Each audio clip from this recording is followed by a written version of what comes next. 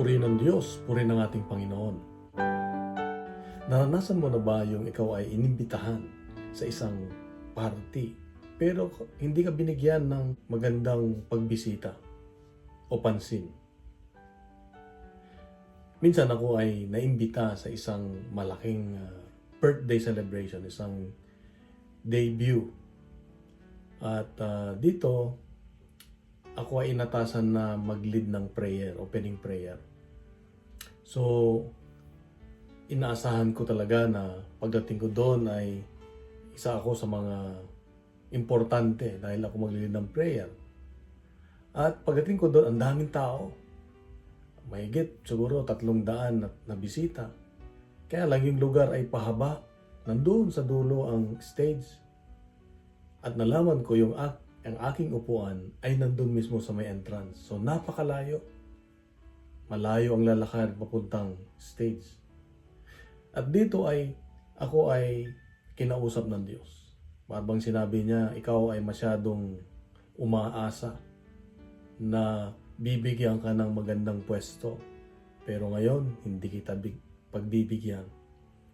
At dito ay ako ay nagkaroon ng kababaang loob. Natauhan ako. Sabi ko, sorry Lord.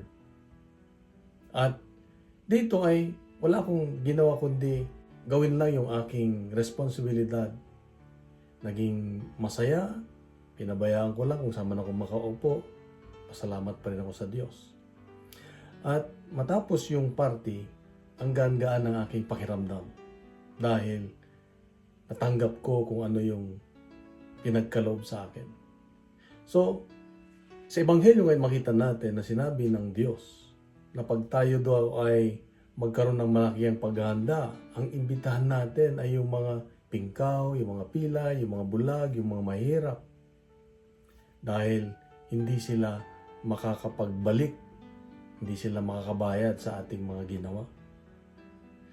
At ang mga bagay na natutunan ko dito sa Ebanghelyo ngayon ay na-applicable sa aking buhay, na maaaring applicable din sa inyo, ay yung pag tayo ay nagpapakumbaba, meron tayong kababaang loob, ay magkakaranas tayo ng magkagaanan sa buhay dahil naging totoo tayo. Isa pa, kung tayo ay naglilingkod na hindi para maging sikat, para makita ng ibang tao, at gagawin natin ito para sa Diyos lang, para sa kapurihan ng Diyos, mas magaan yung ating pagtanggap sa ating nagawang responsibilidad.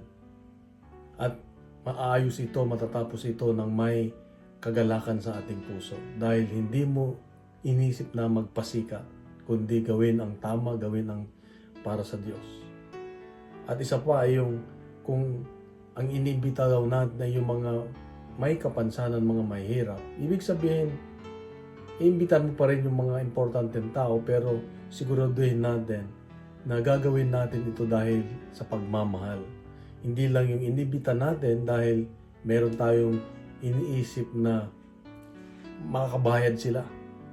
Alala ko isang kultura sa aming probinsya kung minsan na makaluma ay kailangang mag-attend ka ng mga kasal, ganyan.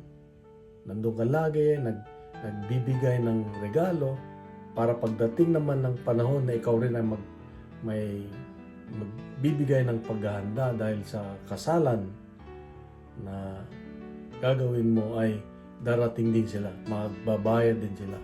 Kaya sabi ng matatanda, kailangan magpakasal ka rin para makabayad yung mga pinuntahan mo. So ganun ang mga makalumang pananaw.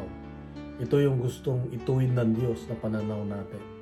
Na pag tayo ay nag-iimbita o tayo ay naglilingkod, huwag tayong umasa na may kapalit. Dahil kung hindi ito binigay sa atin, yung kapalit na yan, siguradong tayo masasaktan, siguradong tayo ay malulungkot. Pero kung binigay natin ng kusa, walang inaasahan, siguradong meron tayong kasiyahan sa ating buhay, meron tayong kagalakan. So mga kapatid, ito ang paalala ng Diyos sa akin ngayon.